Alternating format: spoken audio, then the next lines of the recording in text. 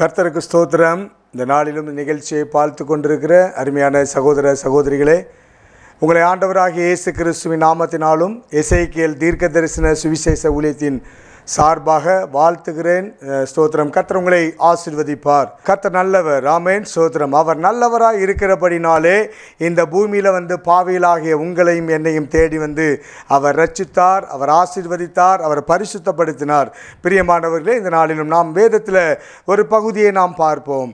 யோவான் சுவிசேஷ புஸ்தகம் 16ஆம் அதிகாரம் 20வது வசனம் இப்படியாக சொல்லுகிறது: மெய்யாகவே மெய்யாகவே நான் உங்களுக்கு சொல்லுகிறேன், நீங்கள் அழுது புலம்புவீர்கள், இந்த உலகமோ சிரிக்கும், நீங்கள் துக்கப்படுவீர்கள், ஆனாலும் உங்கள் துக்கத்தை சந்தோஷமாய் மாற்றுவேன் என்று சொல்லி அங்கே ஆண்டவராகிய இயேசு கிறிஸ்து சொல்லுகிறதை நாம் பார்க்கிறேன். பாருங்க, மெய்யாகவே மெய்யாகவே ஸ்தோத்திரம். நாம் என்ன செய்வோமா? அழுது புலம்பி கொண்டு இருப்போமா? நம்மளை சுற்றி இருக்கிறவர்கள், நம்ம சுற்றி இருக்கிற இந்த உலகம் நம்மளை பார்த்து சிரிக்கும் என்று சொல்லி இங்கே வேதம் சொல்லுகிறது. அவர்கள் சிரிக்கும் போது நாம் துக்கப்படுவோமா? ஆனாலும் ஆண்டவர் சொல்றாரு, உன் துக்கத்தை நான் சந்தோஷமாய் மாற்றுவேன்.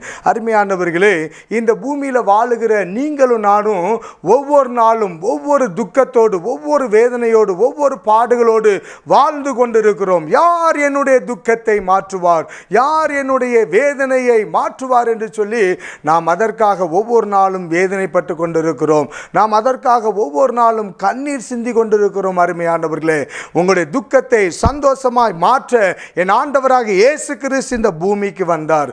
அருமையானவர்களே, ஸ்தோத்திரம். நம்ம துக்கமெல்லாம் சந்தோஷமாய் மாற வேண்டும் என்று சொல்லி அவர் கல்வாரி சிலுவையை ஏற்றுக்கொண்டார். அவர் கல்வாரி சிலுவையில் பாடுகளை அனுபவித்தார். உங்களுடைய துக்கமும் என்னுடைய துக்கமும் சந்தோஷமாய் மாற வேண்டும் என்று சொல்லி, அருமையானவர்களே ஸ்தோத்திரம், நம்முடைய துக்கம் சந்தோஷமாய் மாற வேண்டும் என்று சொன்னால், பிரியமானவர்களே, நாம் ஆண்டவரை பற்றி பிடித்து கொள்ள வேண்டும். ஸ்தோத்திரம். நம்முடைய துக்கம் சந்தோஷமாய் மாற வேண்டும் என்று சொன்னால் நாம் என்ன செய்ய வேண்டும்? நாம் இன்னைக்கு அநேகருடைய துக்கம் சந்தோஷமாய் மாறவில்லை, இன்னும் துக்கத்தோடு வாழ்ந்து கொண்டு இருக்கிறோம். ஏன் நாம் துக்கத்தோடு வாழ வேண்டும்? நம் ஆண்டவர் நமக்காக கல்வாரி சிலுவையில் அடிக்கப்பட்டாரு. நம்மளுடைய பாடுகளுக்காக, பாரங்களுக்காக, பாவங்களுக்காக அவர் சிலுவை ஏற்றுக்கொண்டாரு. நான் ஏன் இந்த துக்கத்தோடு இருக்க வேண்டும்? அருமையானவர்களே, இன்னும் நாம் எப்படி கிறிஸ்துக்குள்ளாய் வாழ்ந்து கொண்டு இருக்கிறோம்? ஆண்டவர் சொல்லுகிற வார்த்தையின்படி கீழ்ப்படிந்து வாழ்ந்து கொண்டு இருக்கிறோமா? அவர் நமக்கு கற்றுக் கொடுத்த மாதிரிகளை நாம் பின்பற்றுகிறோமா என்று சொல்லி சற்று நாம் சிந்தித்து பார்க்க வேண்டும். அருமையானவர்களே, ஸ்தோத்திரம். இன்னைக்கு எத்தனையோ கிறிஸ்தவர்கள் ஆண்டவர் ஸ்தோத்திரம் ஜெபிக்காமல், வேதத்தை தியானிக்காமல், அவரை துதிக்காமல் இருந்து கொண்டிருக்கிறார்கள். அப்போ எப்படி நம்முடைய துக்கம் சந்தோஷமாய் மாறும்? எப்படி நம்முடைய துக்கம் சந்தோஷமாய் மாறும், மகிழ்ச்சியாய் மாறும்? அருமையானவர்களே, நாம் இன்னைக்கு எவ்வளவு நேரம் ஆண்டவருடைய சமூகத்தில் காத்திருக்கிறோம்? இன்னைக்கு எவ்வளவு நேரம் ஆண்டவரை நாம் துதிக்கிறோம்? இன்னைக்கு எவ்வளவு நேரம் ஸ்தோத்திரம் ஆண்டவருடைய வார்த்தைகளை தியானிக்கிறோம்? அதன்படி நாம் நடக்கிறோம். அல்லேலூயா. வேதம் சொல்லுகிறது, உன் வழிகளை கர்த்தருக்கு ஒப்புவித்து அவர் மேல் நம்பிக்கையாய் இரு, அவரே காரியத்தை வாய்க்க செய்வார் என்று சொல்லி வேதம் சொல்லுகிறது. இன்னைக்கு நம்முடைய காரியங்கள் யாரிடத்தில் ஒப்புவித்து நாம் ஓடுகிறோம்? பிரியமானவர்களே, நாம் சிந்தித்து பார்க்க வேண்டும். எனக்கு அருமையானவர்களே, இந்த நிகழ்ச்சியை பார்த்து கொண்டு இருக்கிறவர்களே, ஒருவேளை நீங்கள் துக்கத்தோடு இருக்கலாம், உங்களுடைய துக்கம் சந்தோஷமாய் மாறாமல் இருக்கலாம். ஒருவேளை வியாதியோடு இருக்கலாம், அந்த வியாதி நிமித்தமாய் துக்கத்தோடு வாழ்ந்து கொண்டிருக்கலாம். அருமையானவர்களே, என்னைக்காவது நாம் சிந்தித்தது உண்டா? ஏன் நம்முடைய துக்கம் சந்தோஷமாய் மாறவில்லை? நாம் இன்னும் என்னென்ன காரியங்களை ஆண்டவருக்காக விட வேண்டும் என்று சொல்லி என்னைக்காவது நாம் நினைத்தது உண்டா? அதன்படி நடந்தது உண்டா? அருமையானவர்களே, நாம் வேதத்தில் அநேக காரியங்களை பார்க்கிறோம். அநேகருடைய காரியத்தில் கர்த்தர் அற்புதங்களை செய்கிற நாம் பார்க்கிறோம். ஆண்டவர் பிரியமானவர்களே, தானியேலை பார்க்கிறோம். தானியேல் அங்கே அந்த ராஜாவை தவிர வேறு யாரையும் வணங்கக்கூடாது என்று சொல்லி ஒரு முத்திரை பதிக்கப்பட்ட அந்த சூழ்நிலையிலும் அங்கே தானியேல் 3 வேளையும் ஜெபிக்கிறவராய் அங்கே இருந்தது நிமித்தம் கர்த்தர் அந்த தேசத்தில் ஆண்டவரை உயர்த்துகிறதே பார்க்கிறோம். பாருங்க, இன்னைக்கு நமக்கு அப்படிப்பட்ட ஒரு சூழ்நிலை வந்துருச்சு. நமக்கு ஸ்தோத்திரம், அங்கே டாக்டர் நியமிச்சிட்டார், அவ்வளோதான், உன்னுடைய வாழ்க்கை முடிந்தது. உனக்கு 6 மாதமோ இல்லை 1 வருஷமோ ஸ்தோத்திரம் இல்லை, நம்ம ஏதோ ஒரு எதிர்பார்த்து போகிற அந்த காரியத்தில் ஜெயமில்லாதபடி தோல்வியோடு திரும்ப வந்தோம் அப்படின்னு சொன்னால் நாம் சோர்ந்து போகிற சூழ்நிலையில் இருக்கிறோம். அவ்வளவுதான், நம்முடைய வாழ்க்கை முடிந்து முடிந்தது என்று நினைத்து கொண்டிருக்கிறோம் அருமையானவர்களே.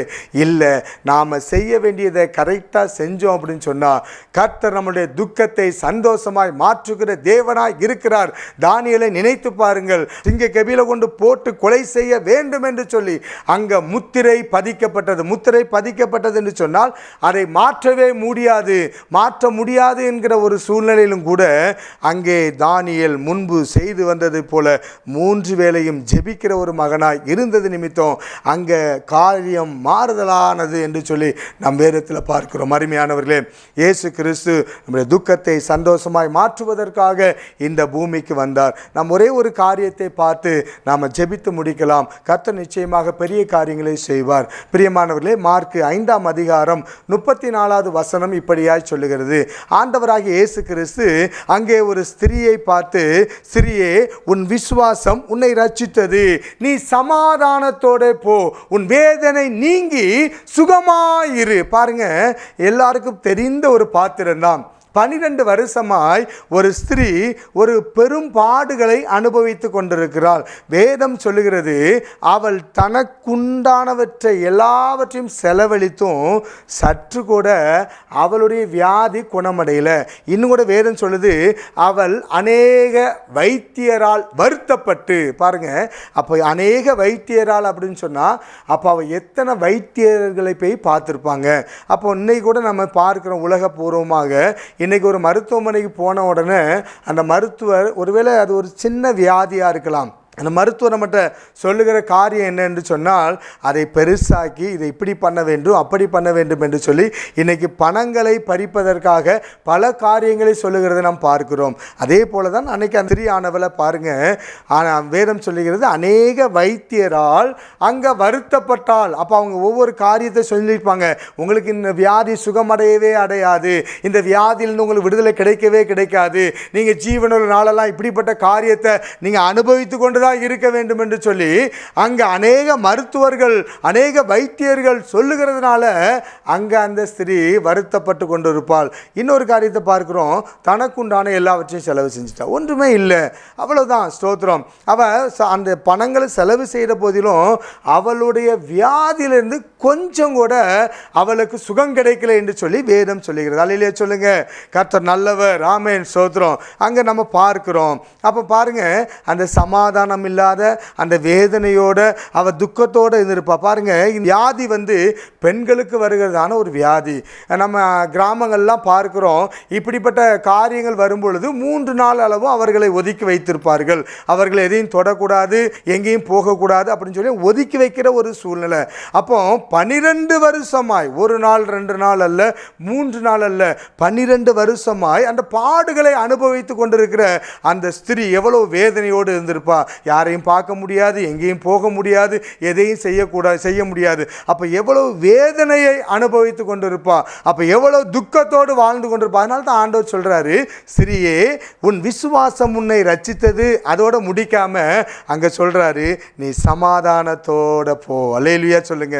சமாதானத்தோட போ. அப்ப சமாதானம் இல்லாமல் 12 வருஷங்களாய் அந்த ஸ்திரீ பாடுகளை அனுபவித்து கொண்டிருக்கிறாள். அதனால தான் ஆண்டவர் சொல்றாரு, உன் விசுவாசம் உன்னை ரட்சித்தது, உன்னை பாதுகாத்து கொண்டது, நீ சமாதானத்தோட போ. அது மாத்திரமல்ல, உன் வேதனை நீங்கி நீ சுகமாக என்று சொல்லுகிறார். அருமையானவர்களே, அந்த ஸ்திரீக்குள்ளாய் ஒரு ஸ்தோத்திரம், எல்லாருக்கும் நம்ம தெரிஞ்ச ஒரு வேத வசனம் தான். அந்த பாடுகளை அந்த வருத்தங்களை அனுபவிச்சு கொண்ட ஸ்திரீக்குள்ளாய் ஒரு என்ன வந்தது, இயேசுவை அறியாத ஒரு சகோதரி. இன்னைக்கு இயேசுவை அறிந்த நீங்களும் நானும் இன்னைக்கு எப்படிப்பட்ட ஒரு வாழ்க்கை வாழ்ந்து கொண்டிருக்கணும் பாருங்க. நம்மளுக்குள்ள என்ன விசுவாசம் இருக்குன்னு என்று சொல்லி சிந்தித்து பாருங்கள் அருமையானவர்களே. பாருங்க, இயேசுவை வேதம் சொல்லுகிறது, இயேசுவை அறியாத அந்த ஸ்திரீ இயேசுவை அறிகிறாள். இயேசு இப்படிப்பட்ட தெய்வம் என்பதை அறிகிறாள். இவர் இப்படிப்பட்ட காரியங்களை செய்கிறார் என்று சொல்லி அறிகிறாள். அந்த இயேசுவை நான் தொட வேண்டும். அங்கே சொல்லப்பட்டுள்ளது, இயேசுவின் வஸ்திரத்தை நான் தொட்டால் போதும் என்று சொல்லி அவள் தனக்குள்ளாய் விசுவாசிக்கிறாள். அங்கே பார்க்கிறோம் வேத வசனத்தில், ஜனக்கூட்டம் அதிகமாக இருந்தபடினாலே அந்த ஸ்திரீனால் அங்கே பிரவேசிக்க முடியல. இருந்தாலும் தவழ்ந்து பொய்யாவது அந்த இயேசுவின் வஸ்திரத்தை நான் தொட்டால் போதும், என்னுடைய வியாதி சுகமாகும் என்று சொல்லி அந்த மகளுக்குள்ளாய் ஒரு விசுவாசம். ஜனக்கூட்டம் அதிகமாக இருந்தது. தவழ்ந்து போன உடனே அங்கே இயேசு கிறிஸ்துவின் அந்த வஸ்திர தொங்கலை தொட்டால். பாருங்க, தொட்ட உடனே ஸ்தோத்திரம் இயேசுவின் இடத்திலிருந்து ஒரு வல்லமை புறப்பட்டு போனது என்று சொல்லி வேதம் சொல்லுகிறது. பாருங்க, அப்போ இன்னைக்கு நம்மளுடைய துக்கம் சந்தோஷமாய் மாறவில்லை. ஏன்னு சொன்னால் நம்மளுக்குள்ளாய் விசுவாசம் இல்லை, விசுவாசம் இல்லை. பாருங்க, அந்த ஸ்திரீக்குள்ளாய் முதலாவது அந்த இயேசுவின் வஸ்திரத்தை நான் தொட்டா எனக்கு சுகம் கிடைக்கிறங்கிற ஒரு காரியம். ரெண்டாவது, அவளுக்குள்ளாய் ஒரு விசுவாசம். இந்த ஜனக்கூட்டத்துக்குள்ள நம்மளால் போக முடியாது, இருந்தாலும் தவழ்ந்து போயாவது இயேசுவின் வஸ்திர தொங்கலை நான் தொட்டால் போதும் என்கிற ஒரு விசுவாசம். அருமையானவர்களே, முதலாவது இயேசுவின் வஸ்திரத்தை தொடணும்னு நினைக்கிறா, ரெண்டாவது விசுவாசிக்கிறா. சோதரம் மூணாவது காரியத்தை பாருங்க, அங்கே ஒரு வல்லமை புறப்பட்டு போனது. இந்த வல்லமை எப்படி புறப்பட்டு போனதுன்னு சொன்னால், அவன் நினைக்கிறா, விசுவாசிக்கிறா, கர்த்தரிடத்தில் வல்லமை புறப்பட்டு வருகிறது. நாம் நினைக்கிறோமா? ஆண்டவரை நினைக்கிறோமா? நம்ம ஆண்டவரை நினைக்கிறோமா? ஆண்டவரை தேடுகிறோமா? ஸ்தோத்திரம். நம்ம இந்த ரெண்டையும் செய்யும்போது அவரிடத்திலிருந்து ஒரு வல்லமை நமக்கு புறப்பட்டு வந்து நம்முடைய துக்கத்தை எல்லாம் சந்தோஷமாய் மாற்றுவார். அருமையானவர்களே, அந்த ஸ்திரீ அந்த தொங்கலை தொட்ட உடனே பாருங்க, இயேசுவின் இடத்துல ஒரு வல்லமை புறப்பட்டு வந்தது. ஒரு சுகம் கொடுக்கிற வல்லமை, விடுதலையாக்குகிற வல்லமை, துக்கத்தை சந்தோஷமாய் மாற்றுகிற வல்லமை புறப்பட்டு வந்தது. பாருங்க, தொட்ட உடனே பாருங்க, 12 வருடங்களாய் சுகம் கிடைக்காத வேதனையோடும் வருத்தத்தோடும் துக்கத்தோடும் இருந்த அன்பு சகோதரியுடைய அந்த துக்கத்தை கர்த்தர் சந்தோஷமாய் மாற்றினார். உடனே கேட்கிறார் இயேசு, என்னிடத்திலிருந்து ஒரு வல்லமை புறப்பட்டு போனது. உடனே சீசர்கள் சொல்றாங்க, இவ்வளோ ஜனக்கூட்டத்தின் மத்தியில் யாருக்கிட்ட அந்த வல்லமை போச்சுன்னு எப்படி கண்டுபிடிக்க முடியும்? உடனே அந்த ஸ்திரீக்கு பயம் வந்துருச்சு. ஐயோ ஸ்தோத்திரம், நம்ம தானே ஆண்டவரை தொட்டோம், ஸோ இந்த சூழ்நிலையில் ஆண்டவரை தொடக்கூடாது என்கிற ஸ்தோத்திரம் ஒரு கட்டுப்பாடு இருக்கும்போது நம்ம ஆண்டவரை தொட்டுட்டோமே என்று அவளுக்கு ஒரு பயம் வந்தது. உடனே தான் ஆண்டு சொல்கிறார், நான் தான் ஆண்டவரே உங்களை தொட்டேன். ஸ்தோத்திரம். உடனே இயேசு சொல்லுகிறார், ஸ்திரீயே, உன் விசுவாசம் உன்னை ரட்சித்தது. அங்கே ஆண்டவரிடத்தில் சொல்லுகிற, ஆண்டவரே, நான் இத்தனை வருஷமாக அந்த பாடுகளை நான் அனுபவித்து வந்தேன், நான் எல்லா மருத்துவரையும் சந்தித்தேன், பார்த்தேன், என்னுடைய வியாதியில் சுகம் கிடைக்கல, எனக்கு ஒரே வருத்தங்கள் ஆகிப்போச்சு, வேதனை ஆகிப்போச்சு. நீங்கள் ஆண்டவர்கிட்ட சொல்கிற காரியங்களை நாம் பார்க்கிறோம். அருமையானவர்களே, அப்போ நம்ம முதலாவது ஆண்டவரை எப்பவும் நினைக்கிறவர்களாய் மாறணும், தேடுகிறவர்களாய் மாறணும். அப்போ இந்த 2 காரியங்களையும் நாம் செய்யும்போது நம்முடைய துக்கத்தை கர்த்தர் அங்கே சந்தோஷமாய் மாற்றுகிறவராய் இருக்கிறார். அல்லேலூயா சொல்லுங்க. பாருங்க, கர்த்தர் நல்லவர். ராமேன் சோத்திரம். அவர் நல்லவராய் இருக்கிறபடினாலே பாருங்க, ஒதுக்கப்பட்ட தள்ளப்பட்ட அந்த சகோதரியை தேடி வந்து அற்புதத்தை செய்கிறதை நாம் பார்க்கிறோம். அல்லேலூயா. ஒருவேளை நம்ம தள்ளப்பட்ட ஒரு சூழ்நிலையில் இருக்கலாம், ஒருவேளை நம்ம ஒரு துக்கமான காரியத்தில் இருக்கலாம், ஒருவேளை நம்ம வியாதியோடு இருக்கலாம், ஒருவேளை நம்ம பலவீனத்தோடு இருக்கலாம். ஐயோ, என்னுடைய வியாதியிலிருந்து எனக்கு விடுதலை கிடைக்கல, நான் எத்தனையோ மருத்துவர்களை பார்த்தேன், எத்தனையோ மருத்துவர்கள் எனக்கு எவ்வளோ மருந்து கொடுத்தார்கள், ஆனாலும் என்னுடைய வியாதியிலிருந்து சுகம் கிடைக்கல, நான் ஒவ்வொரு நாளும் துக்கத்தோடு வாழ்ந்து கொண்டிருக்கிறேன். ஒருவேளை என் பிள்ளைகளை குறித்து துக்கத்தோடு வாழ்ந்து கொண்டிருக்கிறேன், ஒருவேளை என் கணவரை குறித்து துக்கத்தோடு வாழ்ந்து கொண்டிருக்கிறேன் என்று சொல்லி அருமையானவர்கள் நீங்கள் பார்த்து கொண்டிருப்பீங்கன்னு சொன்னால், நிச்சயமாய் கர்த்தர் உங்களுடைய துக்கத்தை சந்தோஷமாய் மாற்ற அவர் வல்லமை உள்ள தேவனாய் இருக்கிறார். நீங்கள் செய்ய வேண்டிய ஒரே ஒரு காரியம், அவரை நினைங்க, அவரை தேடுங்க. நிச்சயமாய் கர்த்தர் ஜெபிங்க, உங்களுடைய வாழ்க்கையில் அற்புதங்களை செய்வார். நம்ம ஜெபிப்போம். எங்களை அதிகமாக நேசிக்கிற எங்கள் அன்பின் பரலோக பிதாவே, உம்மை நன்றி உள்ள இருதயத்தோடு துதிக்கிறோம், சோத்தரிக்கிறோம். இந்த நாளிலும் ஆண்டவரே, இந்த ஜாய் டிவி மூலியமாய் இந்த நிகழ்ச்சியை பார்த்து கொண்டிருக்கிற அருமையான பிள்ளைகளுக்காக நாங்கள் ஜெபிக்கிறோம். ஒருவேளை இவர்கள் துக்கத்தோடு இருக்கலாம். ஆண்டவரே, நீங்கள் சொல்லிட்டீங்க, உன் துக்கத்தை நான் சந்தோஷமாய் மாற்றுவேன் என்று சொல்லி, இதை பார்த்து கொண்டிருக்கிற ஒவ்வொரு பிள்ளைகளுடைய துக்கத்தை கர்த்தர் சந்தோஷமாய் மாற்றுங்க, ஆசீர்வதிங்க, பாதுகாத்து கொள்ளுங்க. இயேசுவின் நாமத்தில் ஜெபிக்கிறோம் நல்ல பிதாவே, ஆமென். ஸ்தோத்திரம்.